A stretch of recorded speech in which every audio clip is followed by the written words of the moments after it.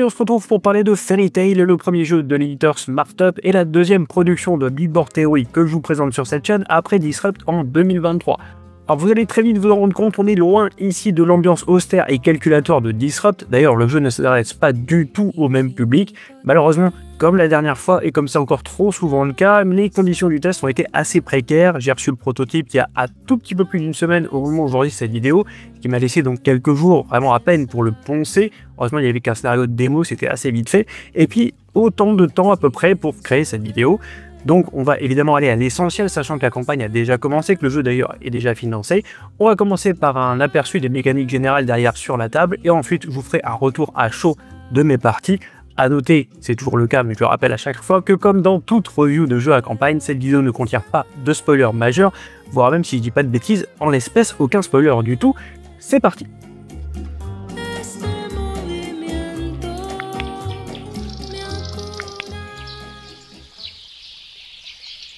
Nous voici donc dans le monde de Fairy Tail qui nous propose d'incarner un animal ou bien un groupe d'animaux. Ils sont à la recherche de leur famille qui s'est perdue dans la forêt. C'est à peu près tout ce que je vous donnerai en termes de pitch et de spoiler. Et la première étape de ce jeu qui est narratif en campagne et coopératif, ça va être de créer son animal ou ses animaux, vraiment de forger son personnage. Alors plusieurs fois dans cette vidéo, au moins deux, je vais évoquer Earthbound Rangers dont j'avais parlé au moment de sa campagne. Évidemment, mécaniquement et dans le gameplay, on n'est pas du tout sur la même chose, mais malgré tout, le jeu grec va garder certains aspects qui font que, en tout cas chez moi et dans mon groupe, un jeu fonctionne et donne envie d'y revenir. La première chose, c'est qu'on crée vraiment un personnage de toute pièce, c'est donc le cas dans Earthbound Rangers. On va pas juste choisir un archétype et puis éventuellement tweaker, modifier 2-3 bricoles. La première étape, donc, c'est de choisir vraiment le personnage qu'on incarne. Donc, j'en avais 4 dans mon prototype. Ce personnage, on va le poser au milieu, j'en prends un au hasard. Et puis, alors, à la base, ils sont quasiment tous symétriques. Ils ont tous, dans le paquet de cartes qu'on verra, ils ont un paquet de cartes, une ou deux spécificités. Ils vont avoir une icône de pouvoir différente, mais globalement, ils vont avoir les mêmes stats, entre guillemets. Et partant de là, je vais me dire, bon, quelle arme j'ai envie d'utiliser? Là, mon chat, qu'est-ce qu'il va utiliser? Est-ce qu'il va avoir une sarbacane? Est-ce qu'il va avoir une épée? Est-ce qu'il va avoir un poignard? Donc, je fais ce genre de choix-là. Et puis, ce choix, je vais le mettre sur le côté, comme ceci. Et ensuite, je vais faire pareil pour l'armure. Est-ce que mon chat au poignard, il a plutôt une armure lourde? Est-ce qu'il a une cotte de maille? Est-ce qu'il a autre chose? Alors, l'autre chose, il est déjà en place, je vous le montrerai tout à l'heure. Je mets cet élément de l'autre côté. Et donc, vous voyez qu'au fil du temps, je vais façonner mon personnage. Il restera ma philosophie de combat. Est-ce que je suis plutôt un dueliste? Est-ce que je suis plutôt un guerrier? Ce sont les deux seules options que j'avais dans mon prototype. Et puis, est-ce que je suis plutôt du genre à esquiver les attaques ou plutôt du genre à les parer, à les encaisser? Ça peut donc nous faire une espèce de tank assassin en armure moyenne. Vous pouvez faire à peu près tout ce que vous voulez. Alors, on va gagner du temps, évidemment. Moi, j'ai déjà un personnage tout prêt parce qu'il y a énormément de petits jetons, de petites choses à ajouter. Mais en tout cas, voilà, pour moi, c'était le premier attrait et même une des parties du jeu, vraiment une des phases du jeu que je préfère en général, ça va être vraiment la création du personnage. Donc, on arrive en tout cas à quelque chose qui ressemble à ça. Et je vais vérifier qu'on le voit bien. On le voit très très bien. Et ça, au-delà de l'esthétique qui est sympa, on a aussi un petit panier pour récolter les gemmes qui servent globalement à améliorer votre personnage. Il y a un côté sympa en plus de tout ce qui est thématique, c'est que si je veux être certain qu'une arme correspond à ma classe, eh ben, il suffit de voir si, tout simplement, ça rentre. Parce que vous voyez que les autres armes ici, on va avoir diverses formes, on va avoir des arcs en forme de feuilles, on va avoir du trèfle, tout ce que vous voulez. Donc ça permet aussi voilà, de savoir très vite en un coup d'œil qu'est-ce qui est compatible. Telle couleur de champignon, c'est tel type d'armure. Ici, sur les pouvoirs passifs, les voies un petit peu qu'on a choisi, c'est la même chose. Et donc, c'est plutôt sympa. Et vous voyez tout de suite, hein, c'est un prototype qui est très très beau. Les figurines, bon, alors celle-là, elle est un petit peu malade, elle a le pied cassé. Mais les figurines sont assez sympas. Le monde est coloré. Tout a été plutôt bien pensé. D'ailleurs, c'est presque inquiétant de voir un proto aussi beau aujourd'hui, mais je me souviens qu'à l'époque de Disrupt, déjà, l'équipe de Big Board Theory avait mis vraiment le paquet sur la communication. Donc je pense qu'ils veulent, comme c'est un petit éditeur, ils veulent vraiment mettre en valeur ce qu'ils sont capables de faire, ce qu'ils sont capables de produire, pour donner évidemment envie de backer, ce qui peut-être sera votre cas. Le seul élément qui nous manque ici, c'est le paquet de cartes. Donc, je vous l'ai dit, il est lié au personnage. Pourquoi? Tout simplement parce qu'on va avoir une icône sur certaines cartes qui va être une espèce de petit pouvoir joker et qui va être lié au personnage en question. Les cartes vont nous servir à faire pas mal d'actions et aussi à rajouter ces petits marqueurs là sur les plateaux. Il y a un autre élément qui nous manque et j'aurais dû vous le dire tout de suite, c'est le livret, puisqu'on a un livret de scénario évidemment. Alors j'imagine que ce sera divisé par scénario, en tout cas il y aura un livret de campagne que je n'avais pas en version physique et que J'avais de la peine d'imprimer simplement pour vous montrer ici, donc il y aura les captures d'écran au fil de la vidéo. Je n'allais pas user une ramette de papier simplement pour vous le montrer de loin. Et donc justement, je vous montre une capture tout de suite. Il va s'agir de la mise en place. Quand vous allez commencer un scénario et aussi commencer la campagne, même d'ailleurs si vous commencez avec le Quick Start, le guide de démarrage rapide qui est fourni, on va vous proposer plusieurs choses, c'est-à-dire des tuiles qui sont numérotées, qui vont être emboîtées dans un certain ordre, dans un certain sens, des personnages à placer, y compris le vôtre. Moi, je suis le petit rat qui se trouve ici. Des gemmes, des trésors, tout plein de choses qui font qu'encore une fois, que ce monde est très très joli, très vivant et qu'on a envie d'aller y chercher des choses. On va voir un prologue, évidemment, qui va nous donner les prémices de l'aventure. Là, je suis sur de la démo, donc à part le fait que ma famille a disparu, j'ai pas grand chose à vous dire, et en plus, je ne veux pas vous dire grand chose de plus. Et de là, finalement, sur ce qui semble être le cœur des mécaniques du jeu, on va être sur du livre dont vous êtes le héros. C'est-à-dire que vous allez lire l'entrée numéro 1, qui va vous expliquer où est-ce que vous vous trouvez, ce qui se passe, et puis on va vous donner deux choix. Est-ce que vous voulez, par exemple, si je prends la situation qui est là, est-ce que vous voulez aller visiter l'étable, la ferme ici en tuile 3A, ou est-ce que vous souhaitez, je sais pas, aller voir le renard, leur 8A. Et puis dans ce cas-là, vous allez lire le paragraphe, c'est le livre qui vous dit de vous déplacer, c'est-à-dire que c'est pas un dungeon crawler, vous n'avancez pas par case. Finalement, ce décor ne sert qu'à illustrer ce qui se passe dans les histoires que vous lisez. Donc si je faisais le choix d'aller visiter la tuile 3A, c'est le livre qui me dirait placez votre figurine sur la tuile 3A. Et au fil de ces choix que vous allez faire, il y a 3 choses qui vont pouvoir arriver. La première, ça va être les challenges, c'est peut-être ce que vous rencontrerez le plus. Un challenge, par exemple, on en voit un ici avec ces deux petits jetons là de travaux. Donc, je vous spoil rien encore une fois, mais il se passe quelque chose ici que je dois faire. Ça peut être une porte à ouvrir, ça peut être un arbre à dégager d'une voie, ça peut être ce que vous voulez. Et la difficulté, si vous voulez, de cette action va être représentée par les 2 jetons qui sont là. Pour effectuer un challenge, je vais prendre ma main. Alors là, j'ai toutes mes cartes, évidemment, mais disons que ma main, c'est ça. Je vais prendre mes cartes et je vais chercher dans mes cartes une qui va avoir cette icône-là. C'est-à-dire une carte qui va me permettre de m'occuper de ce challenge. Je vais la jouer. J'ai 2 à côté de l'icône, c'est-à-dire que je vais jeter 2 dés, et avec ces 2 dés, il faut que j'arrive à avoir 2 résultats. Chaque dé va avoir 2 couleurs, un réussi, un raté. Et donc, si j'arrive à avoir au moins 2 réussites, puisqu'il y a 2 jetons, avec mes 2 dés, puisqu'il y a 2 là au niveau de la carte, eh bien le challenge est accompli, sinon, eh ben, il faudra recommencer, mais vous allez perdre du temps, c'est important, on y reviendra tout à l'heure. La deuxième chose qui va pouvoir arriver au fil de ces chapitres que vous allez lire, et d'ailleurs ça m'est arrivé pendant la démo, ça va être les combats. Alors imaginons que notre ami, là, le castor, il soit ici, et puis que je sois venu lui chercher des noix. Voilà, on s'est disputé, et il va y avoir un combat qui va se déclencher. Dans ce cas-là, vous allez chercher un petit plateau qui est là-bas, qui est très mignon, et qui va vous servir à mettre en scène votre combat, et ainsi que ses paramètres. Donc il y a plusieurs choses à voir là-dessus. On va voir les points de vie, par exemple, de ce castor, on voit qu'il a 5 points de vie. Donc j'irai chercher 5 jetons cœur. Ne quittez pas, je vous fais ça en direct, que je vais aller poser autour. Il y a des petites encoches partout, donc en fait tout est fait, vous le voyez encore une fois, et j'insisterai beaucoup dessus, pour que visuellement ce soit très très attirant. Ça ne fait pas évidemment la qualité d'un jeu en soi, mais là le soin apporté est quand même assez remarquable. Donc voilà, là il a ses 5 points de vie. Et ensuite, donc le combat se déclenche, il va y avoir 2 parties en fait, moi qui essaie de faire des dégâts, moi ou nous, si vous jouez à plusieurs, ça va être la partie de gauche, donc vous voyez qu'il y a toutes les armes plus les pouvoirs, et puis ensuite, ce fameux castor qui va riposter. Donc, une fois encore, selon l'arme que j'ai et le nombre de joueurs, je vais jeter un certain nombre de dés qui sont liés à mon type d'arme, je vais avoir un certain résultat, celui-ci par exemple n'est pas terrible du tout, et en fait, il va falloir, pour infliger une blessure à ce castor, eh bien 2 blessures avec un arc, ou en tout cas une arme à distance, et une blessure avec une épée. Ce qui veut dire que chaque personnage aura sa force un petit peu contre certains ennemis, et puis aussi sera moins efficace face à d'autres, sachant qu'imaginons là par exemple, j'ai une arme de type poignard, je peux quand même infliger des dégâts flèches, mais il me coûtera 2 réussites. Si j'ai 2 poignards, donc là c'est pas du tout arrivé, mais si j'ai 2 poignards sur mes dés, voilà, je peux les poser ici par exemple, et ça représentera une épée. Par contre, s'il y avait des prérequis en poignard, une seule réussite suffirait donc à combler un prérequis en poignard. Là aussi, c'est assez bien fichu, puisque au lieu d'aller poser des dés un petit peu partout, là, si je choisis de convertir ces 2 poignards en une épée, eh bien, je peux tout simplement aller chercher mon petit jeton épée, je le pose ici, ça rentre tout seul, c'est fait exprès. Il en va de même pour les dégâts à distance, et donc ça va me permettre un petit peu eh bien de mesurer, là, sans avoir à empiler des dés partout, combien de réussites on a pour chaque arme. Et donc pour chaque 7 remplis, donc là 2 dégâts de distance, 1 dégât d'épée, ce sera une blessure. On peut en faire plusieurs, si on est nombreux et qu'on a un petit peu de réussite, on peut faire plusieurs blessures en une seule attaque, mais ça fonctionne comme ça. Et pour la riposte, c'est la même chose. Ici, il va falloir que j'encaisse un peu de dégâts et que j'en esquive un petit peu d'autres.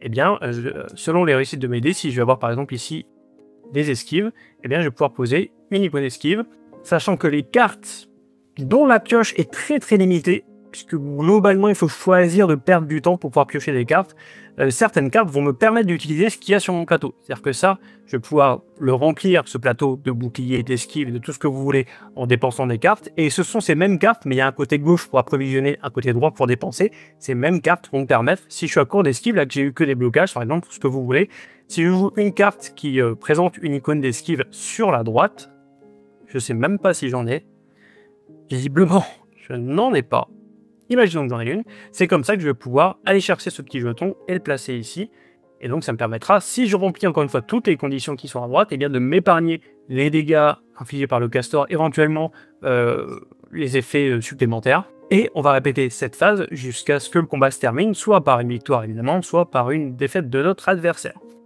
Alors finalement, jusqu'à maintenant, et c'est aussi un petit peu là-dessus que je viendrai sur ma conclusion, on pourrait se dire, comme certains rôlistes, vous savez, ceux qui font des jeux de rôle à l'ancienne aiment bien voir leurs figurines, avoir un plateau un petit peu pour matérialiser tout ça, on pourrait se dire finalement ce jeu n'est quasiment qu'un livre dont vous êtes le héros, c'est-à-dire un livre de texte à choix qui va s'illustrer sur un plateau. Mais il y a un petit peu plus que ça. En plus de la présence sur table et du système de combat, ça va être les conséquences. De manière générale, quand vous échouez quelque chose, que ce soit un combat ou que ce soit un challenge, aussi à d'autres moments de l'histoire, quand l'histoire avance tout simplement, vous allez jeter ce dé un petit peu particulier qui va tirer le bénéfice des gemmes. Les gemmes, il y a vraiment deux utilités, comme vous le disiez. La première, quand vous les récoltez dans votre petit panier là, pour les dépenser, pour aller chercher des cartes améliorées, ou même voir de nouveaux pouvoirs, la passive, de nouvelles capacités. Ça, c'est une chose. Mais il y a des gemmes sur le plateau qui, elles, vont servir un petit peu à matérialiser l'évolution de l'histoire. Imaginons que j'ai perdu mon combat contre le castor, il n'y a pas de game over dans ce jeu-là, et ce serait un petit peu surprenant pour un jeu aussi familial, avec une ambiance aussi sympathique. Par contre, vous allez jeter ce dé, et ce dé, selon la couleur, alors comme c'est très brillant, je pense qu'on ne se rend pas bien compte des couleurs qu'il peut y avoir, mais selon la couleur que vous allez avoir, vous allez vous référer à votre livret de scénario, et il va se passer quelque chose. Je prends l'exemple, je ne pense pas que ce soit vraiment un spoiler, avec ce fameux castor là, donc si vous n'êtes pas ici et que vous n'avez pas encore du tout frayé avec lui, dans ma partie, quand il y avait des échecs sur, par exemple, ces petits challenges là, un petit peu de travail là, d'ouvrier, eh ben, mon castor, il allait ramasser les gemmes bleues, ici. Et il se déplaçait sur le terrain, et il prenait les gemmes bleues. Je ne suis pas allé jusqu'au point de savoir ce qui se passait quand il les avait toutes ramassées, mais en tout cas, ça crée de la vie sur le plateau. On peut avoir notre renard qui, lui, va se diriger vers les gemmes jaunes. On peut avoir Nora qui, eux, dans le scénario, si je tire, je sais pas, une gemme rouge, vont se diriger vers le trésor qui est ici. Donc, le monde bouge autour de vous pour symboliser un petit peu l'évolution du temps, mais aussi, on part du principe, l'auteur part du principe que si vous échouez, bah, manifestement vous perdez du temps, et que si vous perdez du temps, bah, autour de vous, encore une fois, le monde ne vous attend pas, et c'est l'autre référence que je faisais à Earthbound Rangers, c'est la raison pour laquelle ce jeu-là m'avait vraiment plu, c'est que le monde vivait sans vous. Tout ne vit pas forcément par les actions que vous faites, même s'il y a un livre avec des histoires, que vous êtes le héros de l'histoire, vous êtes au centre de tout ça, eh bien, le monde bouge. Alors ça peut être des espèces de petits cailloux comme ça que va suivre la figurine pour symboliser une quête ou recherche, ce que vous voulez. Ça peut être, j'imagine, d'autres priorités. Le renard va essayer de pourchasser les rats ou des choses comme ça. J'en ai pas vu beaucoup plus, mais ça donne un sentiment de monde vivant. Je sais pas à quel point ça va être punitif. Vous voyez, est-ce qu'à un moment il y a un game over quand même? Je suis pas allé jusque là. Mais en tout cas, voilà, ça a l'avantage d'aller plus loin que simplement une espèce de diorama comme ça où vous posez des trucs et puis tout le reste n'est que du texte. Il se passe vraiment des choses sur le plateau, ça va changer vos paramètres, peut-être vos priorités et peut-être même vos conditions de victoire, puisque l'intérêt d'avoir un livre dont vous êtes le héros avec plusieurs choix, c'est qu'il est possible d'avoir plusieurs fins à chaque scénario. Je termine cette petite présentation en rappelant donc qu'en fin de scénario comme en cours de scénario, selon votre réussite, vos réussites, les gemmes que vous aurez récupérées, vous pourrez débloquer des nouvelles cartes qui présentent plus d'icônes ou un plus grand nombre, enfin qui vous permettent de jeter un plus grand nombre de dés quand vous les activez. Ça vous permettra évidemment de récupérer de nouvelles armes, de nouveaux passifs. Ça vous permettra, j'imagine, de faire un meilleur usage de toutes les icônes que vous avez sur le plateau, puisque je ne vais pas forcément détailler, mais en plus des challenges ici qui sont plutôt manuels, on va dire, on va avoir des challenges de diplomatie, et parfois il vous appartiendra de décider Si vous êtes plutôt avec ce fameux castor là qui, vous le verrez, est un petit peu capricieux, plutôt diplomate, donc plutôt dans la négociation, plutôt dans le combat, est-ce que tel personnage, je vais l'aider en faisant les travaux dont il a besoin, qui ont l'air assez costauds ici? Est-ce que je vais essayer de le convaincre de quelque chose? C'est un petit peu les trois voies qu'on va avoir, en plus de tout ce qui va être choix scénaristique, dans ce qui reste. Donc, oui, un livre dont vous êtes le héros amélioré, mais dans lequel quand même tout n'est pas que cosmétique et où il y a une vraie vie sur la table, il se passe vraiment des choses. Et puis surtout, pour chaque personnage, on a pas mal de choses à gérer. Il n'y a pas énormément de règles, c'est très accessible, mais vous voyez qu'on a beaucoup d'options, beaucoup de paramètres, beaucoup de petites choses à remplir, à dépenser, et ça c'est plutôt agréable, en tout cas sur le temps que j'ai pu passer avec le jeu.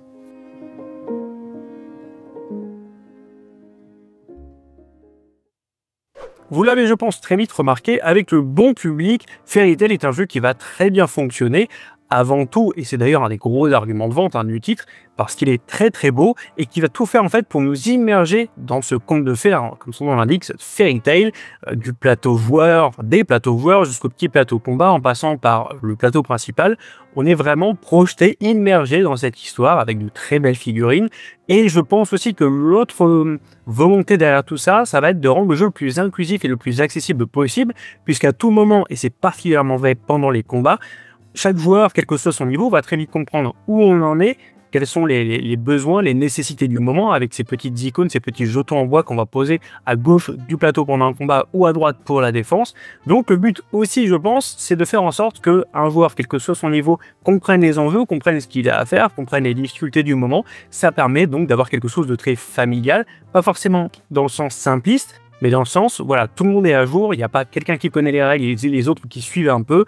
On est tous vraiment plongés dedans, main dans la main, et on comprend encore une fois quelles sont les mécaniques en jeu, quels sont les enjeux du moment. On a une boîte aussi qui est particulièrement bien pensée, bien fichue en termes de rangement, c'est pratique, l'objet en lui-même est beau. Par contre, il faudra bien se rendre compte, le format est un petit peu bâtard, que ça va pas rentrer dans une calaxe. Donc même s'il y a cet aspect décoratif dans la boîte, d'ailleurs quand vous l'ouvrez, et ça se voit sur les quelques photos que je vais vous montrer, vous avez tout l'univers de Fairy Tail qui se trouve sur le fermoir, c'est vraiment très très très joli. Simplement voilà, il y a une notion de rangement, de où mettre cet objet, puis qui va pas rentrer dans une armoire, c'est presque un bibelot que vous allez poser quelque part dans votre salle de joueur, dans votre bureau ou dans votre chambre. On a aussi un jeu qui, d'après ce que j'ai pu voir, est assez peu punitif. On n'est pas là pour avoir des game over, on n'est pas là pour mourir. On a des règles donc assez élémentaires et le reste surtout va se fonder sur la narration, sur les choix narratifs que vous allez faire. C'est pas un jet de dés qui va complètement plomber votre aventure, c'est pas une malchance aux cartes qui va faire que vous devrez tout recommencer.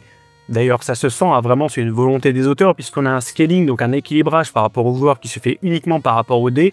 Et si je prends un exemple complètement au hasard, ou presque au hasard, si vous changez d'arme, quelle que soit l'arme en tout cas que vous allez prendre avec votre personnage, ça va pas changer vos forces et vos faiblesses, ça va changer le fait que vous aurez un avantage ou pas sur certains monstres, mais qui pourra de toute façon être compensé, donc on est presque que sur l'esthétique. Il y a un côté un tout petit peu jeu de rôle, très orienté, très guidé par l'histoire, plutôt que quelque chose de très mécanique, plutôt qu'un dungeon crawler. J'ai vu, je crois, certains reviewers évoquer cette vision de dungeon crawler, je la ressens pas forcément personnellement, parce qu'on est très guidé et on repose peu finalement sur les stats, même pendant les combats. On a des jets de dés, on a des cartes, mais le tout est assez permissif et finalement assez homogène entre les personnages. Malgré tout, j'ai envie de dire, on est un petit peu au-dessus d'un Lands of Galzir, même si c'est pas punitif, je viens de le dire, on a quand même une histoire qui va progresser au fur et à mesure, bon déjà de la lecture des chapitres, mais aussi au fur et à mesure de vos échecs. Quand vous échouez, vous jetez un dé, vous l'avez vu dans la présentation, ça va déclencher des événements. Sur l'échantillon que j'ai, je suis pas trop capable de vous dire de manière générale ce que ça va donner, mais ce qui est certain, c'est que dans tous les cas, le monde va progresser sans vous, ce sera pas forcément positif, vous aurez des personnages qui, j'imagine, pourront partir, des personnages qui pourront vous pourchasser, des objectifs secondaires ou des avantages qui pourront disparaître. Donc c'est à prendre en compte, il y a quand même de l'enjeu, c'est pas simplement, on va tourner autour de cette idée de livre dont vous êtes le héros, un petit peu illustré, un petit peu enrobé. Il y a quand même un enjeu à réussir, il y a un enjeu à choisir ses combats. Est-ce que je veux affronter cet ennemi? Dans ma démo, on me disait à un moment, attention, lui il est plutôt costaud, faut peut-être pas s'y frotter. Vous y allez pas. Si vous perdez, certes, il n'y aura pas de game over, mais bon, ce personnage-là va peut-être faire quelque chose de déplaisant, va peut-être vous prendre un trésor, va peut-être faire autre chose. Donc il faut quand même réfléchir. On ne suit pas bêtement l'histoire, on ne fait pas que lire un livre, on joue vraiment, et ça me paraît quand même important dans le cadre d'un jeu de société avec autant de matériel. Ça, c'était donc pour le petit côté, je l'ai mis avec des gros guillemets, Earthbound Rangers de ce Fairy Tail. Malgré tout, il y a quand même un côté livre dont vous êtes le héros agrémenté, c'est sûr et certain. Je prends pour exemple le fait que votre plateau du monde, les petites tuiles que vous allez emboîter pour former le monde, vous n'allez pas vous y déplacer librement, vous n'avez pas de point de déplacement, vous allez y placer ou déplacer les figurines selon ce que va vous dire le livre, ce qui veut dire que vous n'êtes pas complètement libre en fait de vos déplacements, vous suivez quand même le carcan de l'histoire. Et ça va pouvoir paraître peut-être un petit peu contraignant si vous êtes un joueur trop expert ou que vous vous attendez, en tout cas un jeu trop expert de ce Fairy Tail. Moi, ce que j'ai bien aimé, et ce qu'on a bien aimé quand on a joué à plusieurs, c'est que ça permet de créer des petits dioramas finalement. Si vous avez, on vous dit que vous avez un challenge, par exemple un défi de construction sur une des tuiles, et vous avez un ou deux personnages présents, c'est vous qui choisissez sur quel slot vous les mettez, sur quel petit rond, là sur le plateau vous les mettez, ça n'a pas d'importance dans l'absolu. Donc on illustre un petit peu son histoire, on peut la mettre en scène comme on veut, on peut placer les personnages et les éléments de décor comme on veut. C'est un côté ludique qui sera peut-être vu comme enfantin par certains, là je peux le comprendre, qui moi ne me laisse pas complètement indifférent, parce que je peux aussi jouer à d'autres jeux que des Tricerion ou ce genre de titres. Donc ce sera à vous finalement de décider si la position du curseur là, de Smart Up vous convient ou pas. Je dis on va un petit peu plus loin que dans un Lands of Galdir parce que c'est vous qui choisissez vos combats, c'est vous qui choisissez vos tests, c'est vous qui choisissez à quel moment vous vous reposez et vous perdez du temps au risque que l'aventure vous échappe. Et malgré tout, à côté de ça, on n'est pas sur un jeu de stratégie, le placement de votre personnage n'a pas d'importance et une partie plus ou moins grande selon les moments de ce qui va se trouver sur la table ne servira qu'à illustrer le livre d'histoire que vous êtes en train de lire. Mais alors ce côté livre dont vous êtes le héros agrémenté, on peut dire ça d'ailleurs de manière positive, hein, ça va poser plusieurs questions, ça va entraîner plusieurs conséquences. Et la première, c'est qu'évidemment la qualité du jeu va dépendre de l'écriture des scénarios. Là, ce que j'ai eu, c'était un scénario de démo, écrit en grec, traduit en anglais, enfin j'imagine en grec, traduit en anglais, donc en plus avec un anglais qui était un petit peu maladroit. Évidemment, la qualité aussi de la traduction fera beaucoup dans l'immersion, puisque le texte, c'est vraiment la clé, c'est vraiment le centre. Là, pour le coup, on est sur du Lands of Galdir, sur ce paramètre-là, et c'est un élément, comme d'habitude, sur des jeux narratifs de toute façon, sur lesquels je ne pourrais pas vraiment me prononcer, puisque je n'ai qu'un échantillon, un tout petit échantillon, de ce que sera la narration, de ce que sera le déroulé, l'évolution, la progression des personnages, puisque oui, vos personnages progressent, débloquent des cartes, débloquent des armes, des pouvoirs, des passifs. Je ne sais pas comment le jeu va scale tout ça, comment il va adapter sa difficulté par rapport à votre évolution ou pas. Je ne sais pas comment ça va se faire, je ne sais pas si ça va se faire, et je ne sais pas si ce sera bien écrit, si ce sera engageant jusqu'au bout. Ça là-dessus, de toute façon, quand vous prenez la décision de backer un jeu qui va être avec une forte dominante narrative, vous prenez forcément un risque, à moins de connaître, ce qui n'est pas mon cas là actuellement, le pédigré du ou des auteurs en question.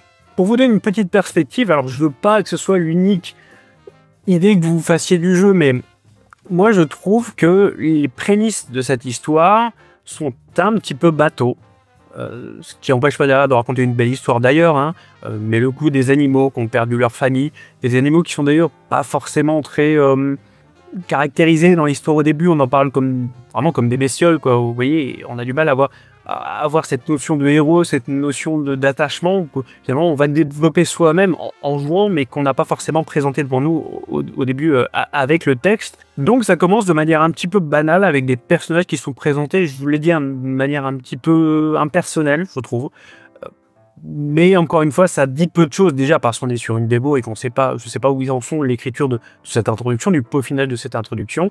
Il y a aussi la barrière de la langue et des multiples traductions qui ont été faites. À voir. Mais à surveiller aussi, je pense, avec éventuellement les éléments qui sont donnés en cours de campagne. Alors, est-ce que c'est plus qu'un gimmick, tout ça? Je vous dirais bien oui et non, en fait. Oui, c'est un gimmick, parce que vous allez payer sur un all-in qui, je crois, est à 169 €, vous allez payer pour beaucoup d'éléments qui ne servent qu'à ornementer, à agrémenter l'histoire que vous allez lire. Je pense que je l'ai assez répété là depuis tout à l'heure. Le cœur du jeu, c'est le livre. De toute façon, c'est le livre et les choix que vous faites dedans. Vous allez payer, comme certains rôlistes, je crois que je l'ai dit tout à l'heure dans ma présentation, certains rôlistes aiment bien avoir des figurines devant eux pour donner un petit peu de concret, un petit peu de matérialité à l'histoire qu'ils sont en train de se raconter entre eux. Là, c'est un petit peu la même chose quand même. Tout n'est pas indispensable à la partie. Et je pense que si on était vraiment puriste, on pourrait même se débarrasser quasi complètement du plateau, des éléments des figurines, pour revenir à la limite quelques compteurs. Évidemment, ça n'aurait pas le même charme. Donc oui, là-dessus, ça va être un gimmick, dans le sens, je paye aussi pour l'immersion, je paye pour la présence sur table, mais quelque part, maintenant, on le fait quasiment tous, même sur des Eurogames, alors que c'est certainement le genre dans lequel c'est le moins nécessaire. Et à côté de ça, non, il n'y a pas qu'un gimmick, parce qu'il y a des vraies mécaniques de jeu. Vous l'avez vu dans la présentation, on a des figurines, donc des personnages qui vont poursuivre des buts, qui vont se déplacer, et d'avoir ça sous les yeux, en fait, en permanence, de gérer ses choix, de faire ses choix en fonction de ce qu'on a sous les yeux, ça va marcher beaucoup mieux que de demander au joueur simplement de lire un livre à voix haute et de se souvenir de tout ce qui s'est passé, de prendre des décisions sur quelque chose qui serait finalement assez abstrait, sur du souvenir, sur du ressenti. Donc, n'est pas juste sur je vends du plastique en plus de mon livre, mais c'est certain qu'on n'est pas sur un dungeon crawler, qu'on n'est pas sur un jeu de stratégie, et que ça pourra gêner encore une fois certains s'ils sont dans l'optique de se lancer dans quelque chose de hardcore ou même d'intermédiaire. Vous voyez, on est sur un jeu où on vous propose de vivre une histoire de manière très très réussie, très très jolie, très agrémentée, avec un public qui peut être très varié. Ça peut être très bien pour initier ses enfants, c'est quelques mécaniques de combat et ça reste attirant pour tout le monde. Ça peut être bien avec un groupe, même c'est souvent mon problème, un groupe dans lequel tout le monde n'a pas le même niveau, et donc un groupe avec lequel il est difficile de jouer à des jeux très compétitifs parce qu'on sait très bien qui va gagner ou les 2-3 qui vont se retrouver en tête. C'est donc, voilà, c'est un titre qui permet de partager le jeu de société avec tout le monde, de passer un bon moment sans, et d'ailleurs je pense pas que ce soit leur cas, hein, ils n'ont jamais eu de prétention mécaniquement parlant, mais ça veut pas dire voilà, que le jeu est complètement vide de sens et d'enjeu. Il y a cette espèce de, je vous dis, de curseur qui a été placé un petit peu plus proche du casual, mais ça ne rend pas le jeu vide et nul. Donc si je devais faire un bilan là, et vous dire un petit peu ce que ça m'inspire. J'enlèverai le côté dungeon crawler parce que pour moi ça laisse trop penser à un jeu dans lequel le positionnement aura une importance, la gestion des ressources aura une importance, alors que là oui vous gérez certaines ressources mais c'est pas ça qui fait que vous évoluez ou pas dans l'histoire. À la limite ça va juste faire évoluer le nombre de possibilités que vous aurez et votre taux de réussite. Et j'irai chercher des exemples comme, alors j'avais envie de dire Everdell, tout de suite, Everdell m'a parlé parce qu'on a l'impression d'un Everdell en version aventure, vous voyez, et ce côté animaux, bon, le parallèle est facile à faire, hein, animaux mignons, etc. Il y a évidemment une énorme composante livre dont vous êtes le héros qui n'est pas désagréable et qui donc va être illustré, agrémenté avec ce que vous allez trouver sur le plateau, qui va être même augmenté par des mécaniques comme le combat qui ne se font que sur le plateau et pas dans le livre. Et puis il y aurait une espèce de super version de Ayla in Something Shiny, Ayla et machin la montagne en français, je sais plus. Ayla et l'éclat de la montagne, c'est ça, ouais. En plus d'un petit côté, si vous voulez, Lands of Galdir, dans le côté un peu taquin de la narration, un peu rigolo, c'est pas du tout un jeu d'horreur. Hein. Voilà, on se trouve à peu près dans ces eaux-là. Un Ayla très très illustré avec plein de figurines, comme un super all-in de Ayla and Something Shiny. Et puis en même temps un côté plus ouvert, plus accessible, plus réconfortant presque dans le storytelling, un petit peu à la Lands of Galdir. C'est à peu près tout ce que je peux vous dire. C'est un jeu qui est financé actuellement, qui est financé encore bric-rac, là on est au tout début de la campagne, donc encore une grande marge de progression. C'est un jeu aussi qui semble proposer beaucoup de stretch goals, beaucoup de contenu supplémentaire. J'imagine qu'en termes d'histoire, ils ont de quoi faire. La meilleure des choses à faire, je pense, si le jeu vous attire, c'est de prendre un maximum d'informations dessus, voire même d'aller questionner un éditeur en question sur ce qu'il compte faire des règles, sur ce qu'il compte faire de certaines mécaniques, sur ce qui pourrait vous poser question. Je pense que c'est peut-être un peu cher pour un jeu familial, mais s'il y a beaucoup de contenu, s'il est rejouable, si les mécaniques sont aussi prometteuses qu'elles semblent l'être, avec l'évolution des personnages, les combats et les divers choix qu'on va pouvoir faire, c'est pas une mauvaise pioche, c'est pas non plus le jeu le plus cher vu le nombre de figurines, à juste à voir comment ils vont faire rentrer toutes les figurines des stretch goals dans l'espèce de tronc là que vous avez vu, ça c'est une autre question. En tout cas, voilà à peu près tout ce que je pouvais vous dire. J'espère que je vous ai apporté suffisamment d'informations pour vous aider à faire votre choix. On va se retrouver dans quelques jours pour parler de ce que je vous avais promis la dernière fois, c'est-à-dire un jeu de SF édité par un éditeur français. Je pense que certains ont déjà une petite idée de ce que ça peut être. D'ici là, je vous souhaite de belles parties et je vous dis à bientôt. Salut!